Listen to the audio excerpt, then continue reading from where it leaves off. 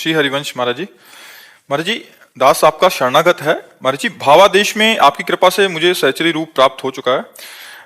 किसका है? अभी आप शरीर का नाम दे दीजिए महाराज जी बस। ये बताओ, जिसको प्राप्त हो जाता है इसमें कोई बताता है? अगर हम पूछे भी कि भाई करोड़ों किसके जमा है, तो जो ज्यादा करोड़पति होगा वैसे बैठेगा। क्यों?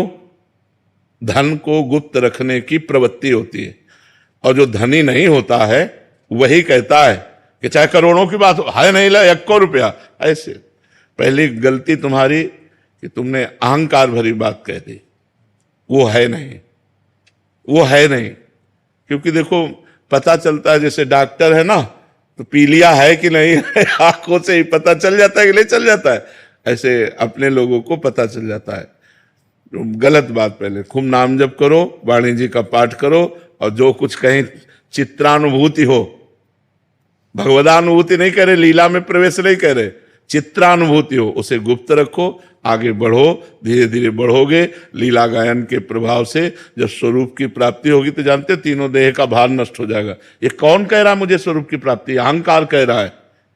ये अहंकार बोला, तुम समझ ही नहीं पा रहे हो ना। ये कह कौन रहा है? किससे कह रहे हो?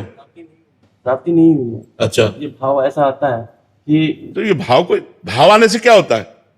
बिल्कुल ठीक से चलो तो सही मार्ग में चल जाओगे, और अगर ठीक से नहीं चलोगे तो भटकते रहोगे।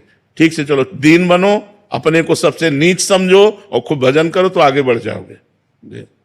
अगर हम सबको बताते फिरेंगे तो क्या होगा महाराज जी? अरबपति हूँ तो क्या होगा? चोर आ जाएंगे महाराज जी। कह के देखो, कह के देखो जो पैंट में 10-20 रुपया डाले वो भी निकाल लिए जाएंगे। ऐसे थोड़ी माया बख्श देती। काम क्रोध लोभ पर विजय प्राप्त करना तुमने खिलवाड़ समझ लिया। पूरा जीवन हो गया, फिर भी भजन की भूख है, और भगवान से प्रार्थना करता हूं कि हम पर कृपा करो जिससे हमारा भजन बन जाए। मैं रात दिन आपके भजन में डूबूं। आज तक कभी ऐसा नहीं हुआ कि मैं छक गया भजन में। भजन रोज ऐसा लगता है, और बढ़ाओ और बढ़ाओ, कैसे क्या करूं जिससे मेरा एक एक सेकंड प्रभु में जाए, और फिर भी ऐसा लगता है कि प्रेम है ही नहीं। महाराज जी, पर हम तो पूरा दिन देखते हैं, आप एक भी क्षण खाली नहीं छोड़ते। फिर भी हमें लगता है हमसे वो भजन नहीं होता। फिर भी हमें अनुभव होता है कि हमें प्रेम नहीं है। फिर भी अनुभव होता है कि हम श्री जी को उतना प्यार नहीं कर पाते जो हमें करना चाहिए। ये सब कमियां ही कमियां हमारे अंदर हैं।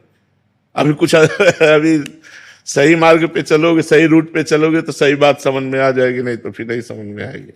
आयुष शर्मा जी। महाराज जी, महाराज जी, आपके श्रीमुख से सुना है कि अगर कोई बैलेंस बनाकर चलता है तो उसे भगवत प्राप्ति में बहुत जन्म लेने पड़ते हैं, लेकिन महाराज जी गृहस्थी में या संसार में बैलेंस बनाना ही तो हमने क्या बताया था कि धर्मयुक्त भोग भोगो गृहस्थी में हो, अधर्मयुक्त भोगों का त्याग करो।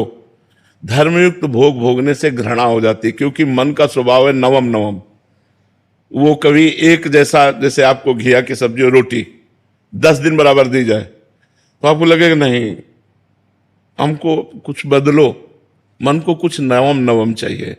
तो ये अधर्माचरण करने लगता है नवम नवम के कारण। अगर अधर्माचरण करने लगा तब तो भगवत प्राप्ति की बात जाने दो। हृदय में शांति, पवित्रता ये सब नष्ट हो जाती है। तो हम अधर्माचरण का त्याग करके गृहस्थ में धर्ममय भोगों को भगवत प्रसाद रूप समझते हुए नाम जप करते हुए भोगें तो हमें संसार से उद्धार हो जाएगा। गृहस्थ बना ही है संग्रह और भोग के लिए कि उचित संग्रह उचित भोग भोगते हुए भगवान के मार्ग में चलो। तो ऐसा थोड़ी है कि उचित भोगों को भोगते हुए वो भगवान को प्राप्त नहीं कर पाएगा। अगर मनमानी आचरण करता है तो भगवान को नहीं प्राप्त कर पाएगा।